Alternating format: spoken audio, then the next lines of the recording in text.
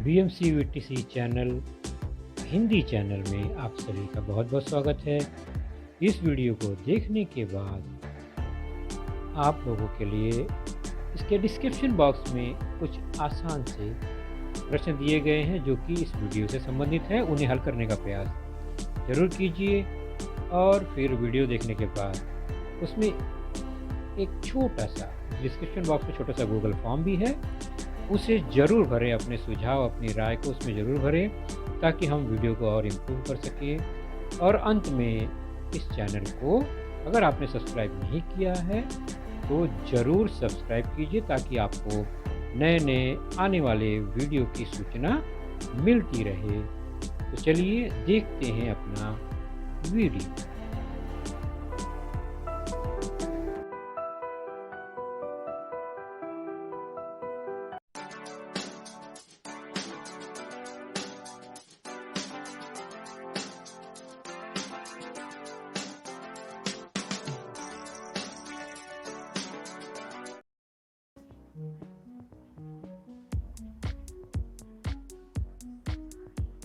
कक्षा सातवीं कक्षा में हमारा आज का विषय वह है सामान्य विज्ञान। सामान्य विज्ञान विषय के अंतर्गत हमारा आज का जो लेसन है वह है आपके पाठ्य पुस्तक में lesson number 18 sound, production of sound, अर्थात ध्वनि की निर्मिति। और मैं हूं आपका वर्चुअल मार्गदर्शक Ajay Kumar Maurya, MCGM virtual classroom Dadar से। तो जैसा कि हमारा पाठ है ध्वनि की निर्मिति, तो ध्वनि की निर्मिति या निर्माण की बात जब हम करते हैं तो सबसे पहले अपने आसपास हम ऐसी कौन सी घटक या घटनाओं को देखते हैं जिससे हमें किसी न किसी प्रकार की ध्वनि या आवाज़ सुनाई देती है, निर्मित होती है। तो ये है कुछ पटाखे, ये है सीटी बजाने वाला व्यक्ति, यानी एक पुलिस सीटी बजा रहा है, या हम ताली बजाते हैं, कुछ संगीत वाद्य बजाते हैं जैसे कि ये एक गिटार अथवा वायोलिन, इस तरह के ट्रम्पेट्स, या माइक से हम कोई गाना गा रहे हैं तो स्पीकर में आवाज़ आती है। तो ये सब जो आप देख रहे हैं इसमें इन क्रियाओं में कहीं न कहीं ध्वनि का निर्माण होता है। और कुछ ध्वनि हमें इसमें पसंद आती हैं, कुछ नापसंद आती है, कुछ सुरीला लगता है, कुछ कर्कश भी लग सकता है, कुछ अच्छा लगता है, कुछ हमें खराब या बुरा भी लगता है कुछ ध्वनि सुनने। उसी प्रकार प्रकृति में, यानी प्रकृति के जो घटक हैं उनमें भी ध्वनि का निर्माण होते रहता है और हम सुनते हैं, ये प्राकृतिक रूप से। इसके पहले हमने जो देखा वो मानव निर्मित ध्वनियाँ थी, यानी आवश्यकता पड़ने पर वह ध्वनि निर्मित होती है। लेकिन यहाँ पर ये प्राकृतिक रूप से ध्वनि का निर्माण हमारी प्रकृति में होते रहता है। कौन कौन सा है तो आप देख रहे हैं, एक मुर्गा बाग दे रहा है, पक्षी गीत गा रहे हैं, बरसात हो रही है। ये सब घटनाओं में कहीं न कहीं ध्वनि या कोई आवाज़ आती है।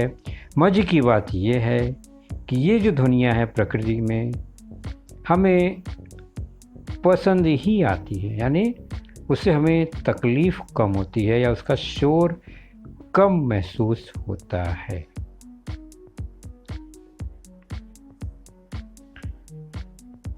तो ध्वनि का निर्माण कैसे होता है, तो हम एक वाद्य यंत्र देखते हैं, यह है गिटार।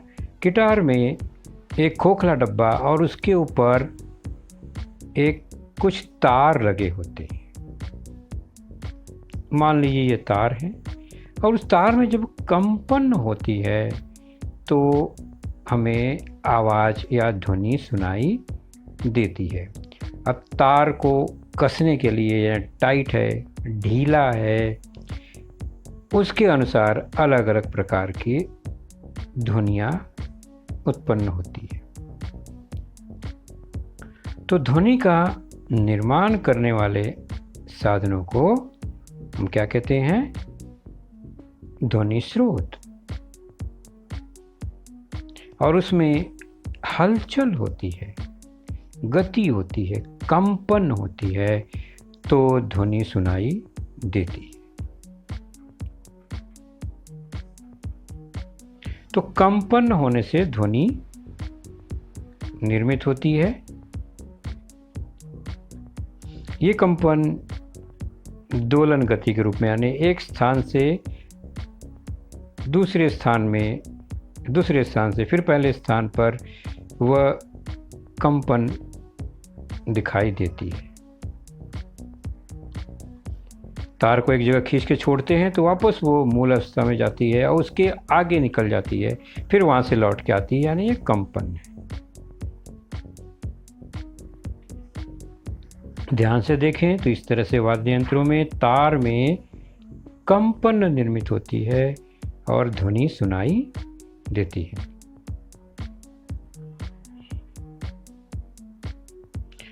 तार की स्थिति, तार में तनाव, उसके अनुसार उसमें अलग अलग ध्वनियाँ सुनाई देती है।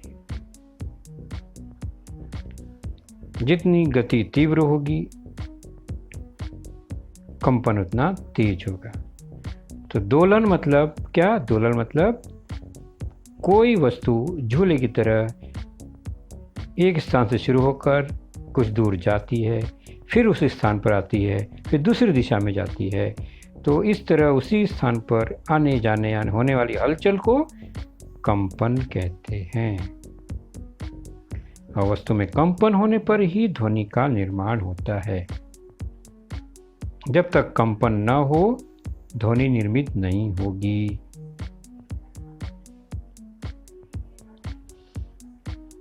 ड्रम सेट में आपने देखा होगा, पर्दे पर पीटने पर उसमें कंपन होती है, कंपन होने पर ध्वनि निर्माण होती है।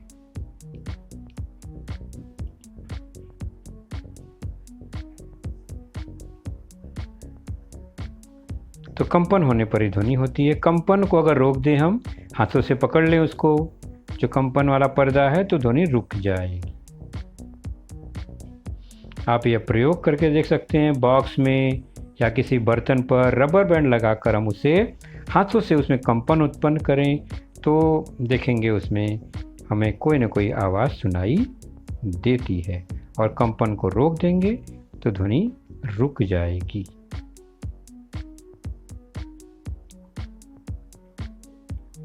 तो ये आपने कई वस्तुएं देखी, कुछ प्रयोग देखा। अब हम कुछ घटना देखते हैं। क्या आपने कभी ऐसा किया है? निश्चित ही किया होगा। पहला, दोनों हाथों से ताली बजाई है। हाँ, बिल्कुल। दूसरा, किसी वाद्य यंत्र को बजाया है आपने? हाँ या नहीं, आप ही जानेंगे और बताएंगे। क्या कभी पटाखा को आपने फोड़ा है? आतिशबाजी की है? कभी बंद दरवाजे पर हाथ से जोर जोर से मारा है आपने? निश्चित है हमने ये सब किया है। पेन के ढक्कन की सहायता से सीटी कभी बजाई है? पेन के ढक्कन को हम होठों के पास रख के फूंकते हैं तो सीटी की आवाज़ आती है। तो ये मैंने भी किया है, आपने भी ज़रूर किया होगा। और मोबाइल बजते समय उस पर कभी हाथ रख के देखा आपने? उसमें कहीं न कहीं कोई कंपन नज़र आती है। घंटी पर आघात करते ही आवाज़ निर्माण हुई, तो आपने ये घटना देखी है? घंटी को हम बजाते हैं, हैमर करते हैं तो उसमें आवाज़ सुनाई देती है। धातु के किसी बर्तन के गिरने से आवाज़ उत्पन्न हुई, क्या आपने कभी अनुभव किया है इसको? निश्चित घर में किया होगा। घर में बर्तन कभी कभी गिर जाता है तो उसमें कंपन होता है और आवाज़ सुनाई देती है। आकाश में बिजली चमकी, तो आपने नोट किया, देखा और कुछ देर बाद आवाज़ भी आती है कड़कड़ाहट की, वह भी हमने अनुभव किया है। और ध्वनि चालू रहते समय मान लीजिए आपके घर में स्पीकर बज रहा है तो क्या आपने कभी स्पीकर के पर्दे के आसपास हाथ रख के देखा है? क्या वहाँ पर कोई कंपन आपने महसूस किया है? तो निश्चित किया है। तो हर जगह आपने देखा कहीं न कहीं कंपन है और ध्वनि का निर्माण हुआ है। तो किसी भी वस्तु के लयबद्ध कंपन के कारण ही ध्वनि का निर्माण होता है। जितने समय तक वस्तु में कंपन होता रहेगा तब तक उसमें ध्वनि निर्मित होगी।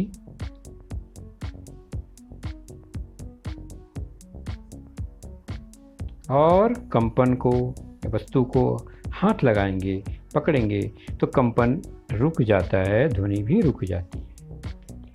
कुछ कंपन हमें नज़र आते हैं, कुछ कंपन हमें नज़र नहीं आते। तो कंपन की संख्या पर निर्भर करता है कि हमें ध्वनि सुनाई देगी अथवा नहीं देगी, या मनुष्य का कान उसे सुन सकता है अथवा नहीं सुन सकता है। यानी हर कंपन हम सुन पाते हैं ऐसा ज़रूरी नहीं है। चलिए रबर बैंड का कंपन देखते हैं, उससे आप समझ पाएंगे कंपन कैसा होता है।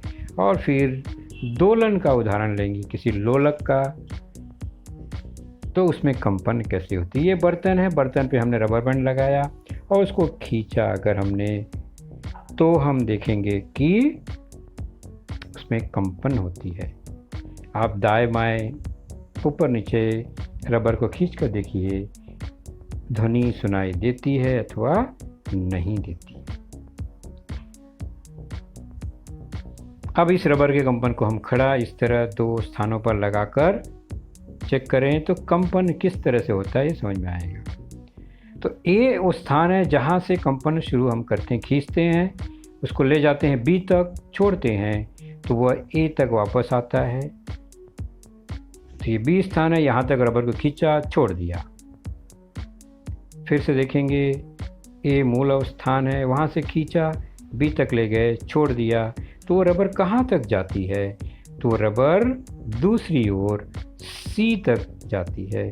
फिर धीरे धीरे कंपन कमज़ोर होते जाती है और फिर मूल स्थान पर आ जाती है। तो ये ए से जो बी से छोड़ी गई जो दूरी है ए से बी तक की, इसे हम कहते हैं आयाम। तो ए से बी और ए से सी ये जो दूरियां हैं इसे हम किसी भी दोलन का आयाम कहते हैं, यानी वो अधिकतम दूरी है, वहाँ तक जाके वो वापस आता है मूल स्थान से।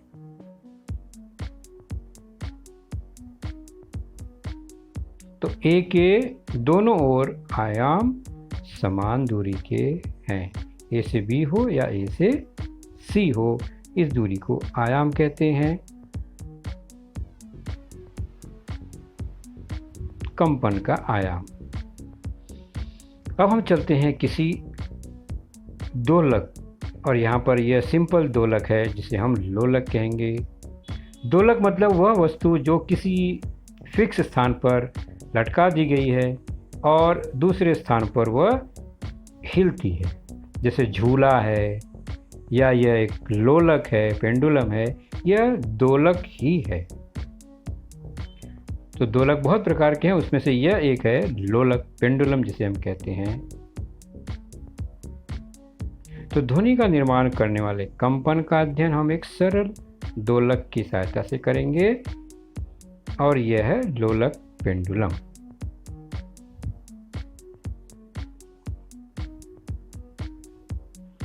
तो रबर बैंड का कंपन और दोलक दोनों को हम साथ साथ देखने का प्रयास करते हैं। पहले तो यह पेंडुलम का एक स्थान ए, ऊपर हमने खींचा, उसको एक तरफ बी तक पहुंचा, तो ए से बी की दूरी आयाम है।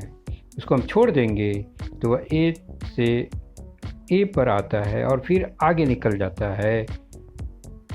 तीसरा बिंदु सी मिला हमें, तो ए से सी भी आयाम ही होगा, जितना ए से बी उतना ही ए से सी।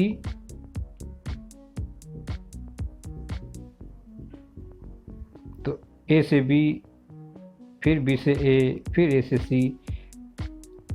तो एक ही स्थान पर वह ऊपर नीचे या लेफ्ट राइट गति हो रही है, इसे कहते हैं दोलन गति। और कंपन में भी हमने देखा मूल स्थान ए, ए से बी और बी से छोड़ दिया तो वो सी तक जाके वापस आती है। तो ये रबर बैंड का कंपन या दोलन, जिसे हम कहते हैं, ये लोलक है समान, पेंडुलम है वस्तु का नाम।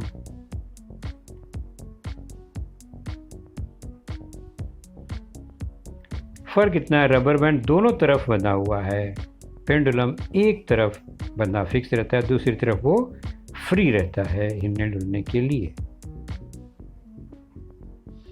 कुछ इस तरह से हम देखें तो दोनों का आयाम हमें दिखाई देगा, रबर का भी पेंडुलम का भी।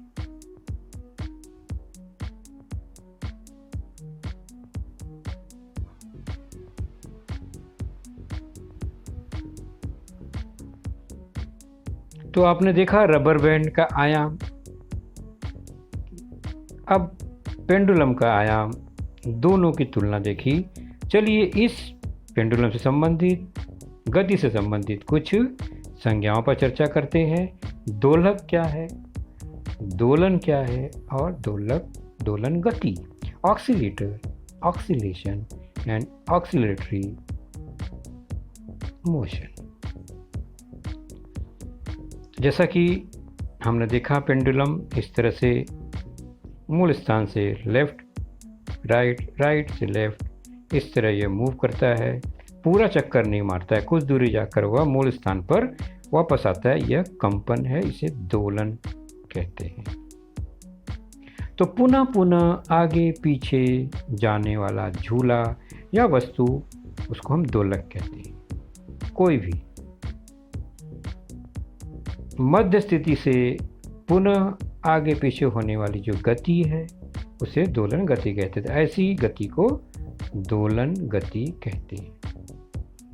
अगर पूरा वृत्ताकार घूमता तो वह वृत्तीय गति होता, लेकिन यह मध्य स्थिति से आगे पीछे घूम रहा है तो यह दोलन गति है। और यह जो लोलक है, इसकी मध्य स्थिति ए से बी या ए से सी की अधिकतम दूरी को आयाम कहते हैं। ये हमने अभी जाना है। आकृति में ए सी या ए बी इस लोलक का आयाम, एम्पलीट्यूड है।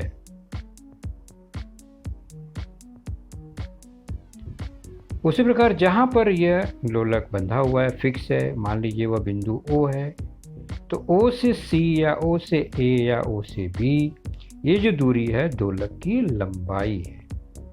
पूरा अगर ये घूमे तो यह त्रिज्या के बराबर हो जाएगी उस। तो दोलक की लंबाई, दोलक का आयाम और दोलन। तो OA, OB, OC दोलक की लंबाई है। तो हमने देखा किस तरह से यह पेंडुलम दोलन गति निर्मित करता है। अब चलते हैं एक दोलन। दोलन किसे कहेंगे? ऑक्सीलेशन। तो पूरा एक चक्कर लगाने में, यानी कहां से कहां तक, तो बी से शुरू करके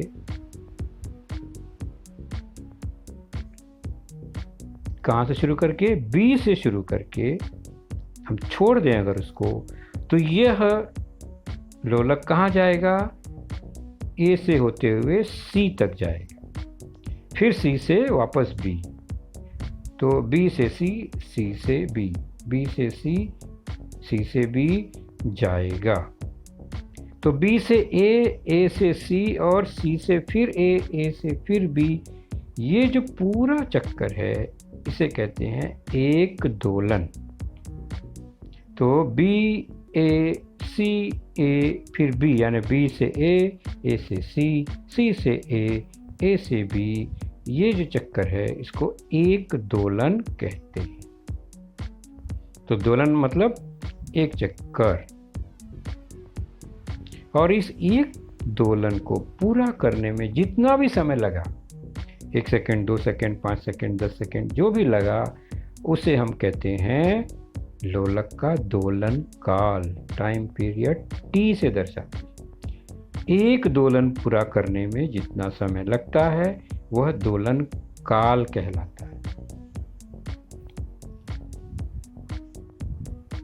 तो 1 सेकेंड में जितना दोलन हुआ, एक दोलन पूरा करने में जितना समय लगा वह हो गया दोलन काल। और इसका उल्टा कि 1 सेकेंड में जितना दोलन हुआ, जितने बार वह चक्कर लगाया, उस संख्या को लोलक की आवृत्ति कहते हैं, फ्रीक्वेंसी। तो फ्रीक्वेंसी क्या होती है? 1 सेकेंड में कितना दोलन, यह फ्रीक्वेंसी। 1 सेकेंड में जितना दोलन, उसे कहते हैं फ्रीक्वेंसी, आवृत्ति। थोड़ा सा समझेंगे इसे, दोलन काल, टाइम पीरियड और आवृत्ति क्या है। तो एक दोलन पूरा करने में जो भी समय लगा उसे दोलन काल कहते हैं, और 1 सेकेंड में पूर्ण दोलन की संख्या को आवृत्ति कहते हैं। 1 सेकेंड में जितनी दोलन हुई उसे हम आवृत्ति कहते हैं। उदाहरण करते हैं कि यदि 4 दोलन पूरा करने में दोलक को 2 सेकेंड लगा, हमने एक लोलक को, पेंडुलम को छोड़ा और हमने नोट किया घड़ी से, तो 4 दोलन पूरा करने में उसे 2 सेकेंड लगा। तो दोलन काल क्या होगा? तो दोलन काल हम कहते हैं एक दोलन पूरा करने में जितना समय लगा। तो 4 दोलन पूर्ण करने में 2 सेकेंड, तो एक दोलन पूर्ण करने में कितना लगेगा? तो समय बटे कुल दोलन संख्या भाग दे देंगे। तो 2 सेकेंड लगा 4 दोलन पूरा करने में, तो एक दोलन पूरा करने में कितना समय लगेगा?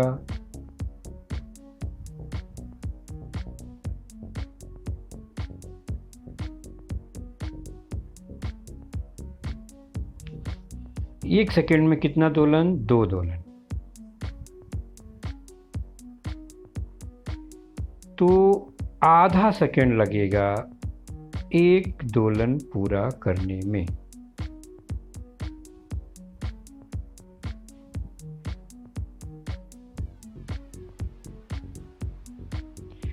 चार दोलन 2 सेकेंड में, 2 दोलन 1 सेकेंड में, एक दोलन आधा सेकेंड में।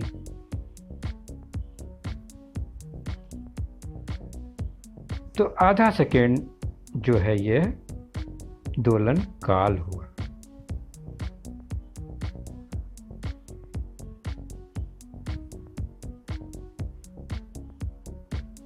अब हम चलते हैं आवृत्ति। तो 1 सेकेंड में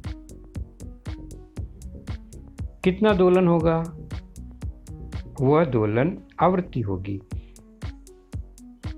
तो जैसा कि दोलन संख्या कितनी है और कितना समय लगा कुल, तो 4 दोलन 2 सेकेंड में पूर्ण हुआ, तो एक दोलन 1 सेकेंड में 2 दोलन है ना। 4 दोलन 2 सेकेंड में, तो 1 सेकेंड में 2 दोलन। तो 1 सेकेंड में जितना दोलन हुआ वही आवृत्ति है, जिसे हर्ट्ज में नापते हैं। तो n मतलब आवृत्ति, वो हुआ 2 हर्ट्ज। तो t 1/2 होगा, तो आवृत्ति 2/1 यानी उसका उल्टा होता है। ये आवृत्ति और दोलन काल में यह एक संबंध होता है। तो 2 हर्ट्ज आवृत्ति अगर 2 है, इसका मतलब 1 सेकेंड में दो आवृत्ति, दो दोलन।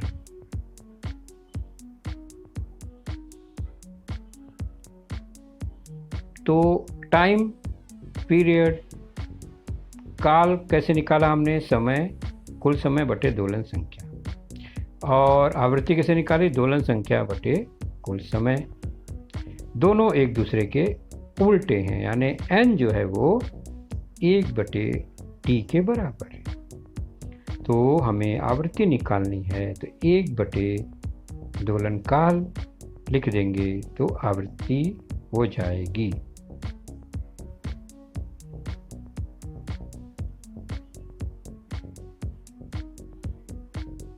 तो आवृत्ति की इकाई हर्ट्ज है, काल की इकाई सेकेंड है। उदाहरण लेते हैं। 1 हर्ट्ज आवृत्ति का मतलब 1 सेकेंड में 1 दोलन। 50 हर्ट्ज आवृत्ति का मतलब 1 सेकेंड में 50 दोलन। 100 हर्ट्ज मतलब 1 सेकेंड में 100 दोलन। और 20,000 हर्ट्ज का मतलब हुआ 1 सेकेंड में 20,000 बार दोलन, यानी इतना कंपन उसमें है। तो ये अर्थ होता है।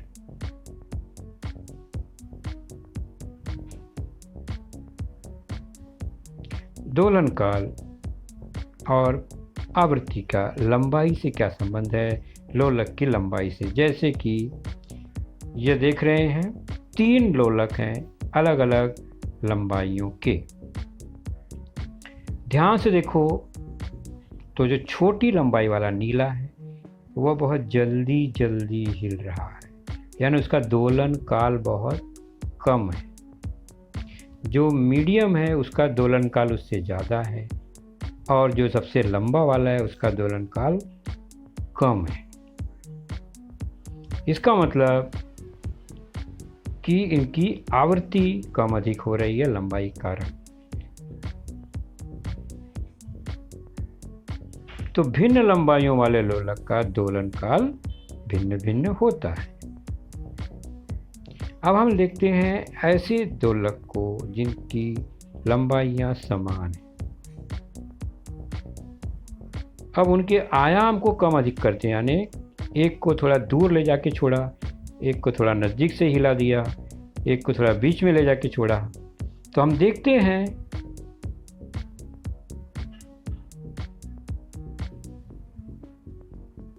कि उनका जो काल है, आवृत्ति है, वह समान ही है। जिसको दूर से छोड़ा उसको एक दोलन पूरा करने में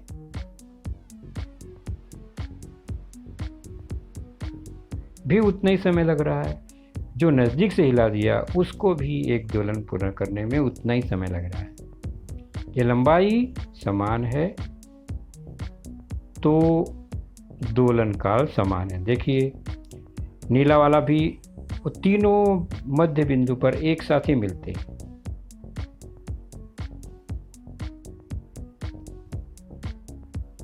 तो आयाम कम अधिक होने पर दोलन काल T और आवृत्ति स्थिर ही रहती है, अगर लंबाई समान हो तो। समान लंबाइयों वाले लोलक का दोलन काल समान होता है, भिन्न लंबाइयों का दोलन काल भिन्न भिन्न होता है। यानी जो आवृत्ति या दोलन काल है यह लोलक की लंबाई पर निर्भर है, ये ध्यान रखेंगे। अब हम ध्वनि जो हम चर्चा है हमारा, उसके कुछ प्रकार जानते हैं। तो ध्वनि का प्रकार का मतलब हम ध्वनि जो हमारे कानों में सुनाई देती है, सुनने के हिसाब से ध्वनि के प्रकार हैं। तो सबसे पहले ध्वनि हम सुन कैसे पाते हैं? तो ध्वनि कंपन के कारण ध्वनि उत्पन्न होती है, और वह कंपन हमारे कानों के पर्दों पर महसूस होगी तो हमें सुनाई देगी। और वो कानों के पर्दे पर कैसे आएगी? तो किसी ध्वनि स्रोत में जब कंपन होती है तो कंपन के आसपास की जो हवा है उसमें जो कण है वह भी उसमें भी कंपन उत्पन्न होती है, क्योंकि वह ध्वनि से सटा हुआ है पर्दे से। वहाँ पर्दे के पास कंपन हुई तो उसके अणु हिलने लगे, कंपन हुई और इस तरह अपने पड़ोसी अणुओं में कंपन पैदा करता है और इस तरह कंपन धीरे धीरे लहर की तरह आगे आगे बढ़ती जाती है। तो एक स्थान पर होने वाली ये ध्वनि दूर आगे बढ़ती है। तो ध्वनि स्रोत में कंपन होने पर उसके संपर्क में रहने वाली हवा में भी कंपन की लहर उत्पन्न होती है।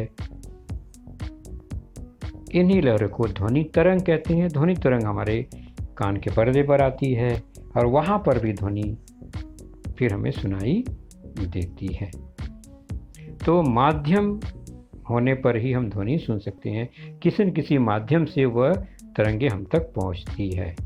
अगर बीच में हवा ही ना हो, कोई आसपास हवा ना हो, निर्वात हो, तो ध्वनि की तरंगे आएंगी ही नहीं, क्योंकि कोई अणु बीच में नहीं है।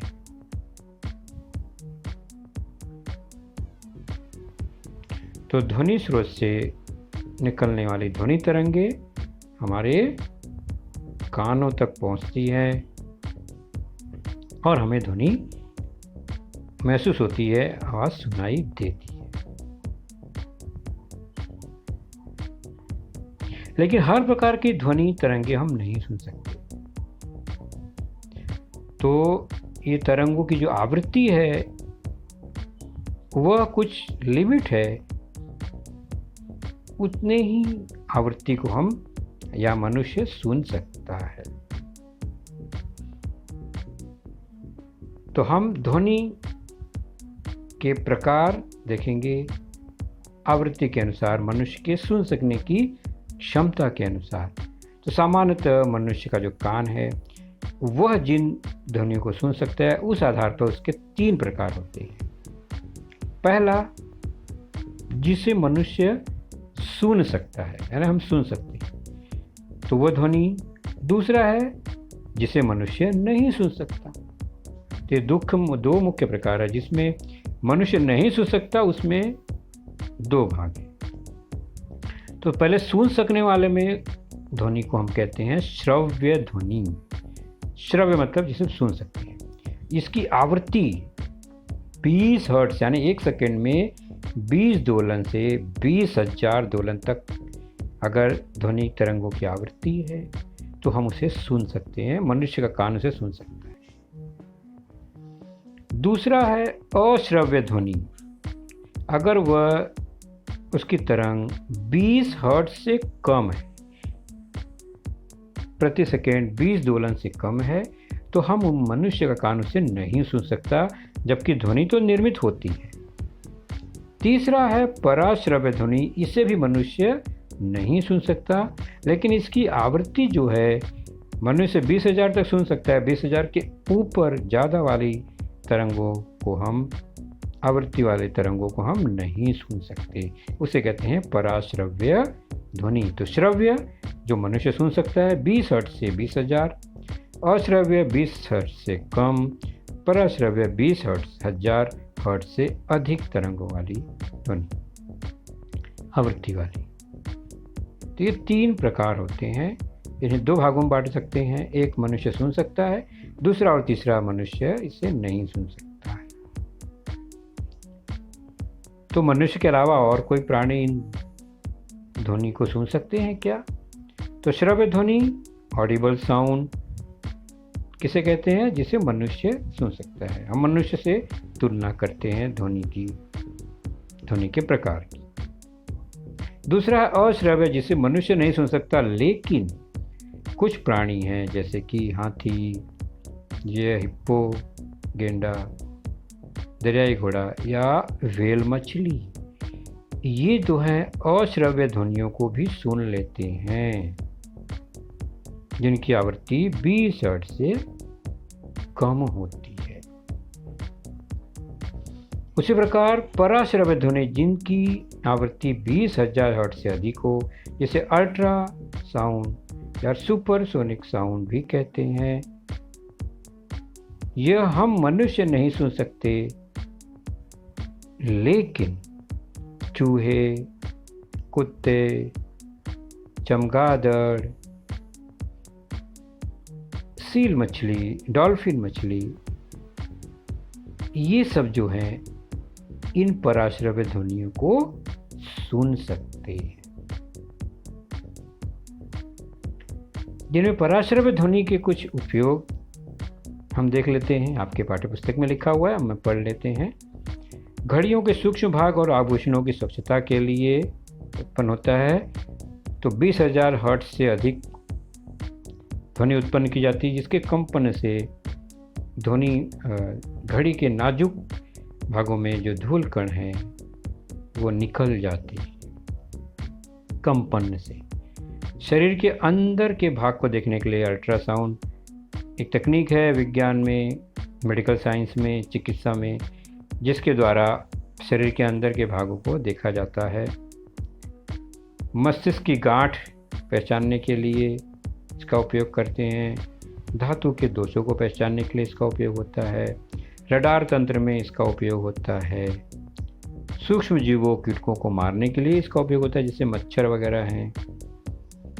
समुद्र का तल या जहाज की स्थिति पहचानने के लिए सोनार, साउंड नेविगेशन एंड रैंगिंग प्रणाली का उपयोग किया जाता है, जिसमें हम 7वां जो है वो देख लेते हैं। तो ये एक सिंपल सा एक तकनीक है। समुद्र की गहराई में स्थित या समुद्र में जहाज के आसपास नीचे स्थित वस्तु की स्थिति को पहचानने के लिए इस का उपयोग किया जाता है। इसमें होता क्या है, एक यंत्र द्वारा अल्ट्रासाउंड या सुपरसोनिक साउंड निर्मित की जाती है। पराश्रव्य ध्वनि, वह ध्वनि पानी में गहराई तक जाती है और गहराई पे कोई वस्तु है तो उसे टकराती है और वापस आती है, और इस ध्वनि को फिर ये मशीन जो है ग्रहण करता है और उसका इमेज बनाता है, चित्र बनाता है कि नीचे कितनी दूरी पर क्या है। तो इस तरह से ध्वनि आती है, टकराती है और वापस जहाज में आती है, और जहाज के अंदर स्थित जो कंप्यूटर है, मशीन है, वह इसका निष्कर्ष निकालती है।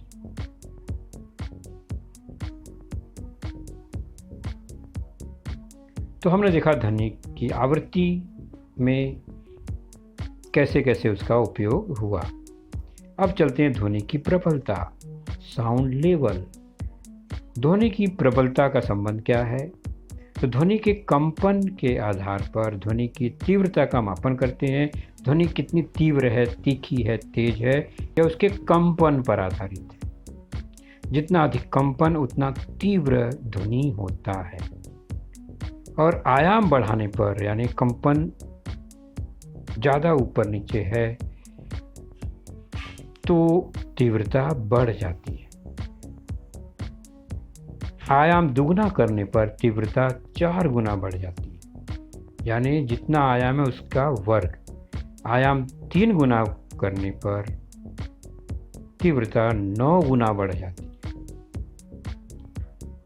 और तीव्रता के आधार पर ध्वनि की प्रबलता बताई जाती है। तीव्रता 10 गुना बढ़ाएं तो प्रबलता 10 डेसिबल बढ़ जाती है। तो इस पर हमें ज़्यादा गहराई से नहीं चर्चा करना है, केवल इतना ध्यान देना है ध्वनि की प्रबलता जो है वह डेसिबल में नापी जाती है, और हमारा कान कुछ डेसिबल तक के साउंड को सहन कर सकता है, नहीं तो हमारे कान में बहरापन आ सकता है अगर प्रबलता ज़्यादा है तो।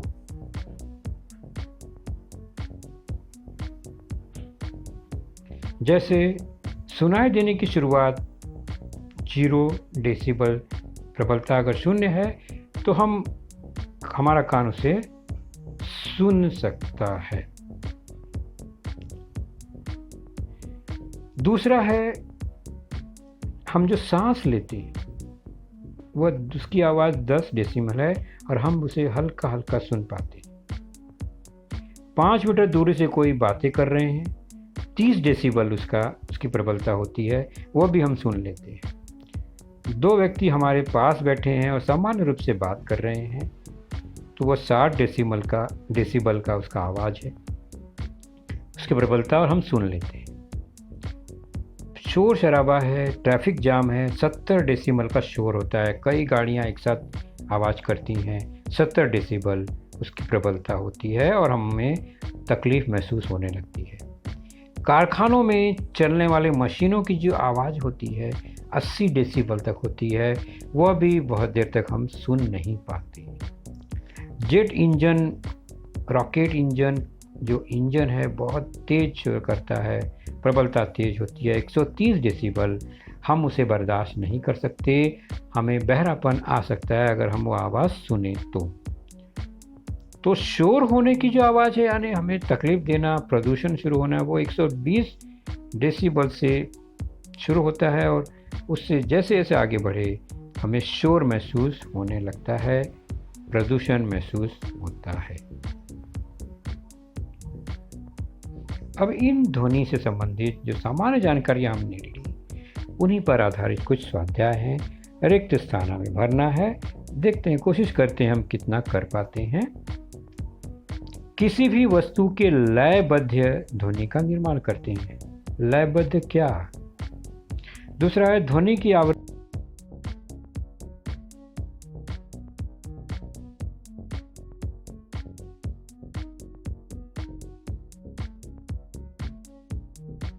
में नापी जाती है। किस इकाई में मापी जाती है? आवृत्ति को।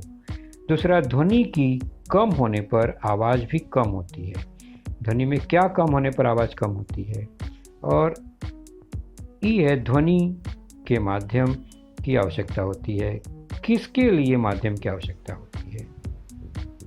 तो संचरण, कंपन, हर्ट्ज, आवृत्ति, इन्हीं 4 शब्दों को इन 4 रिक्त स्थानों में भरना है।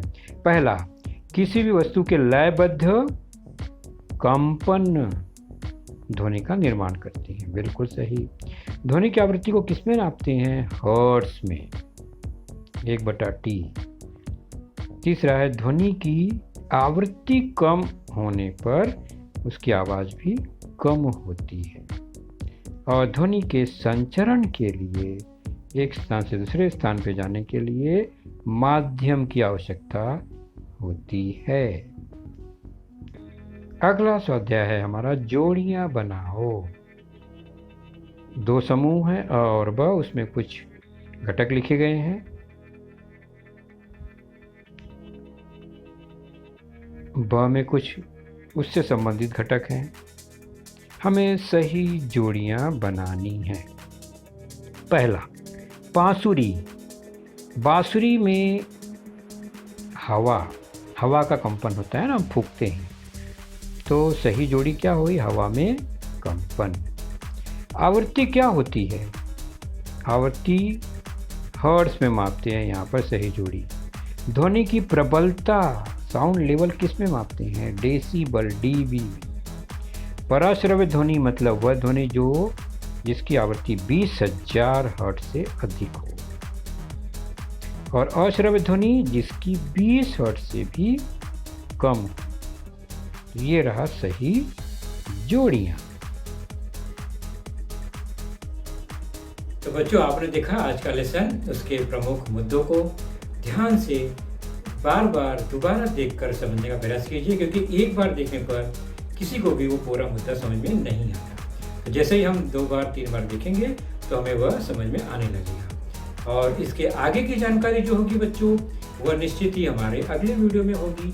तो उस वीडियो को देखने के लिए, उसकी सूचना प्राप्त करने के लिए जो नीचे सब्सक्राइब का बटन होता है उसे ज़रूर प्रेस कीजिए और नोटिफिकेशन ऑन रखिए, ताकि जैसे ही हमारा लेसन चैनल पर डाला जाएगा आपको वह तुरंत प्राप्त होगा।